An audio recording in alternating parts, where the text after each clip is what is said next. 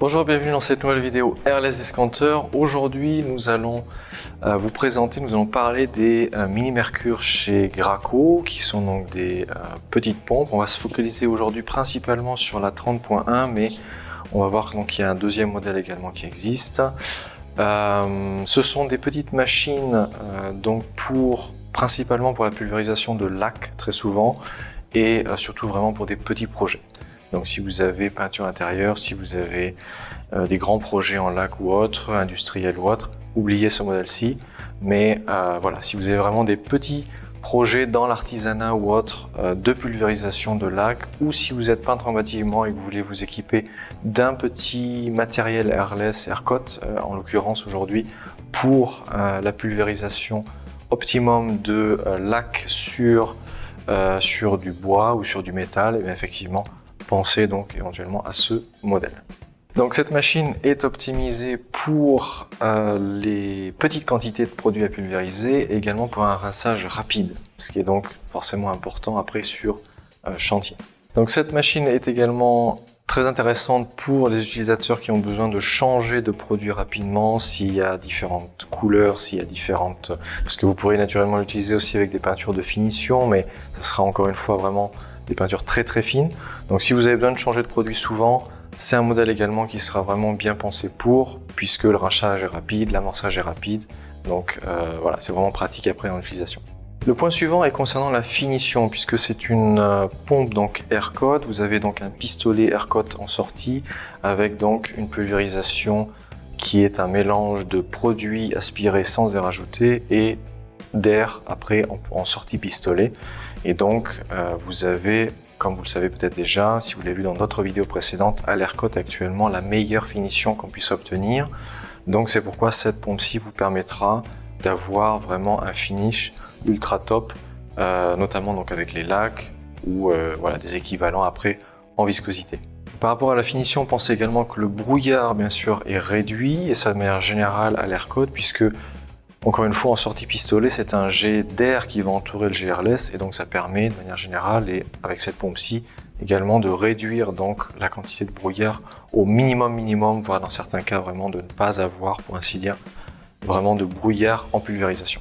Vis-à-vis de l'utilisation en général, donc comme je l'ai dit, on peut penser éventuellement au peintre en bâtiment qui prendrait ça en tant que deuxième machine sur chantier, mais il faut dire que les corps de métier qui seront probablement les plus intéressés avec ce type de matériel-ci seront donc les menuisiers de manière générale, et puis éventuellement les serruriers qui ont besoin donc d'appliquer après ça sur tout ce qui est métal. Du point de vue des surfaces, on pense notamment donc pour une utilisation sur des placards, des meubles, sur des tables, sur des chaises, dans des cages d'escalier par exemple. Voilà, ça c'est une machine qui pourra vraiment facilement être utilisée dans ces conditions-ci. Et puis vous aurez encore une fois quelque chose de vraiment top niveau finition. Un mot pour l'utilisation donc de peinture solvantée ou de produits solvantés de manière générale avec cette pompe-ci. Vous pourrez le faire bien entendu, pas de souci. Pensez que vous avez donc une prise terre donc avec le câble vert qui est fourni, donc qui est branché avec, et que vous allez pouvoir utiliser donc à chaque fois que vous allez pulvériser des produits à base de solvant pour, comme d'habitude, éviter après tout problème sur chantier. Donc pensez que ce matériel est un matériel donc pleinement aircoat, dans le sens où celle-ci donc fonctionne complètement avec un compresseur. Donc pensez qu'il vous faudra d'une part déjà pas avoir un petit compresseur, mais quand même d'un certain volume pour la faire fonctionner correctement, puisque ça doit alimenter à la fois le fonctionnement du piston et également le pistolet donc avec le deuxième tuyau en air. Vous avez donc deux variantes qui existent. Vous avez une 15.1 et une 30.1. Aujourd'hui, c'est la 30.1 et il faut qu'on vous dise également qu'on a quand même une préférence pour la 30.1, puisque la 15 sera souvent, on trouve, assez limitée en puissance. Donc, pour ça que celle-ci quand même vous permettra de travailler beaucoup de lacs différentes et de produits de cette finition-ci.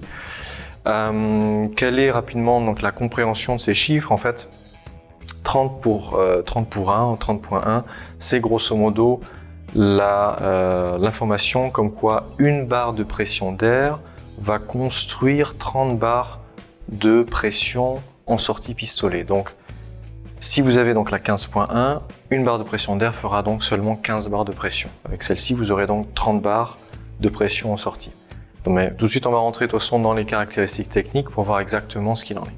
Donc, pour les caractéristiques de cette machine-ci, qui est donc la 30.1, vous aurez donc tout d'abord une pression d'entrée d'air maximum de 7 bars. Soit en pulvérisation après pistolet, vous aurez donc au final avec celle-ci un maximum de 207 bars. Vous aurez donc, comme vous le comprenez, pour ainsi dire, donc directement vraiment le double de puissance et de pression que la version 15.1. Concernant donc la taille de buse maximum, vous pourrez utiliser donc une 0,019 pouces, mais sachez que bien sûr souvent avec les lacs on aura des buses qui seront nécessaires de 0,08 pouces à 0,014 pouces, donc ce qui est quand même bien inférieur, mais ce qui est d'ailleurs très bien. Pourquoi? Parce que c'est toujours important avec le choix d'une machine airless d'avoir un peu plus de puissance que le maximum que l'on utilise vraiment sur chantier, de sorte à ce que la pompe ne soit pas poussée au maximum de sa puissance constamment et que vous ayez également une usure des pièces qui soit un peu plus accentuée. Donc quand vous choisissez une machine de manière générale, on vous dira toujours si possible de ne pas prendre une machine qui passe juste par rapport au produit que vous êtes en train de traiter, mais qui est quand même au moins 1 ou 2 étages de plus, de sorte à pouvoir avoir un peu plus de facilité après lors de la pulvérisation. Donc concernant le débit maximum avec cette pompe, vous aurez 1,5 litres. Concernant donc le volume par double coup, ça sera de 6 cm3. Donc prévoyez, comme je l'ai dit un peu plus haut, un compresseur quand même assez important pour alimenter à la fois la pompe et le pistolet. Concernant le poids, vous aurez quand même un appareil donc assez léger puisque vous aurez seulement 16,3 kg avec cette version-ci, donc facile à transporter dans la voiture, le camion ou autre. Et puis après, si vous avez des marches sur chantier, facile à monter. Et enfin, terminons sur le fonctionnement avec tout simplement donc les caractéristiques un peu autour de la machine. Donc c'est une machine qui fonctionne, comme on l'a dit, complètement à air comprimé. Vous avez un piston qui se situe donc au niveau du bas de pompe. Vous aurez donc sur le dessus 2 régulateurs avec 2 manomètres, un régulateur pour la pression d'air donc vis-à-vis au niveau de la pompe et un régulateur pour l'air après qui va vers le pistolet. Mais pensez que sur le pistolet vous avez également un autre régulateur pour l'air également sur le pistolet directement installé. Donc vous aurez ensuite le flexible double avec l'entrée d'air et l'entrée de produit, et vous aurez enfin l'angle adaptable sur la machine, soit donc un bas de pompe rigide donc pour aspirer dans un récipient directement, ou bien un flexible souple qui va pouvoir se brancher dessous et que vous allez pouvoir mettre facilement dans différents récipients si nécessaire, ou encore une trémie qui s'adapte et qui peut se fixer d'ailleurs sur le côté. Voilà, pour les toutes petites quantités après et être aspiré, donc travailler facilement avec 3 ou 5 litres par exemple de produit. Donc pour terminer juste sur le fonctionnement de la machine en elle-même, donc comme vous l'avez probablement déjà compris, vous avez donc le produit qui est aspiré par le bas de pompe en bas, qui sur le côté après passe par le tuyau produit, qui va directement jusqu'au pistolet devant. Ici vous avez aussi matière devant le pistolet à installer donc un filtre en fonction du produit, et puis bien sûr l'air du compresseur qui arrive derrière, qui va faire fonctionner donc la pompe et qui avec les régulateurs après en sortie pistolet ici ira donc dans l'autre tuyau jusqu'au manche du pistolet.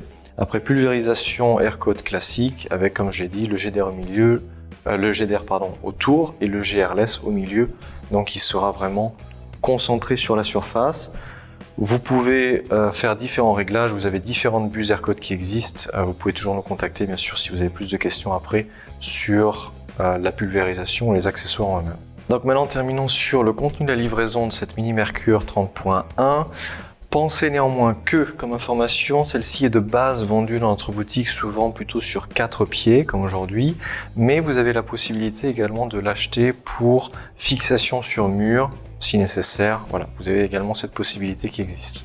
Maintenant, concernant donc les accessoires en eux-mêmes, donc cela va commencer avec un flexible de 7,50 m, donc double pour la pulvérisation AirCoat. À cela sera raccordé un pistolet AirCoat G50 chez Graco, qui est l'un des derniers sortis actuellement sur le marché. Donc très ergonomique avec son régulateur à l'arrière et donc pour une utilisation avec buse AirCoat. La pompe en elle-même est en acier inoxydable, donc très important vis-à-vis des produits, donc après dans l'utilisation. La buse de base, puisque vous avez quand même une buse AirCode qui est fournie de base avec, ce sera une buse AAF de taille 412 de base avec la machine. Et puis après, bien sûr, vous pouvez vous équiper d'autres tailles si nécessaire en fonction des produits et des surfaces comme d'habitude. Et enfin, de base avec, vous avez un peu les 3 aspirations qui sont fournies avec, puisque vous avez à la fois donc ce petit tuyau rigide qui est fourni de base, mais également accompagné de la trémie pour le côté pour les petites quantités, et de ce tuyau qui se branche dessous, mais qui est plus souple, que l'on a mentionné plus haut dans cette vidéo, qui est également fourni avec. Donc vraiment de base, vous avez pour ainsi dire le pack complet pour pouvoir l'utiliser vraiment dans plusieurs situations différentes. Et donc ça c'est vraiment sympa de la part de Graco, parce que c'est pas toujours le cas, c'est souvent un type d'aspiration qui est fourni avec, et avec celle-ci vous avez vraiment un kit déjà très complet de base. Donc en dernier, juste un mot vis-à-vis des buses, puisque c'est vrai que la question revient souvent, quelle taille de buse prendre. Comme d'habitude, on vous conseillera toujours, il faut voir en fait tout simplement avec le fabricant du matériau en question, puisque chaque fabricant a ses produits, sa viscosité, sa gamme.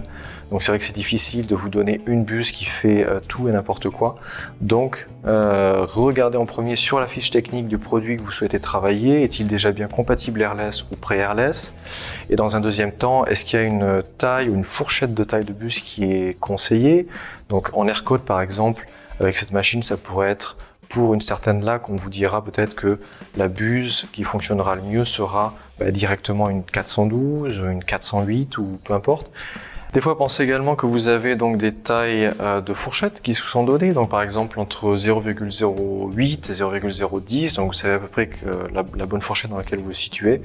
Mais voilà, si vous n'avez pas l'information, essayez de contacter le fabricant directement, sinon essayez de faire des tests après effectivement sur chantier. Vous pouvez bien sûr vous rendre sur notre groupe Trucs et Astuces sur Facebook pour également poser votre question vis-à-vis de certains matériaux, puisque des fois vous avez des utilisateurs qui forcément l'ont déjà testé et pourront vous conseiller peut-être une buse qui fonctionne bien en particulier.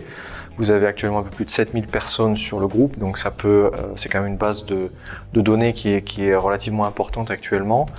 Faites un tour également du côté de notre page sur les tailles de buse sur notre blog, puisqu'on a fait un petit peu une page complète sur le blog pour résumer un peu l'ensemble des informations à savoir, et on a également des tableaux avec des fourchettes de taille en fonction des catégories de matériaux, donc ça va vous aider également à avoir une meilleure appréhension de la fourchette qui vous intéressera. Et enfin, bien sûr, faites un tour du côté de notre application Airless Tips que vous pouvez télécharger sur votre smartphone, sur Android et iOS. Donc vous pourrez retrouver déjà pas mal, alors pas l'intégralité, mais pas mal de produits déjà qu'on a pu référencer en peinture et autres. Donc si ça peut également vous aider rapidement.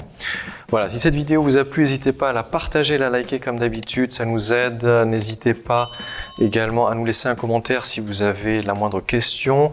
Vous pouvez également nous joindre directement du lundi au vendredi de 9h à 16h30 comme d'habitude, par email, par téléphone, par WhatsApp ou Messenger pour poser toute question sur cette machine ou tout autre accessoire ou matériel. Et sur ce, je vous dis à très vite sur Airless Discounter.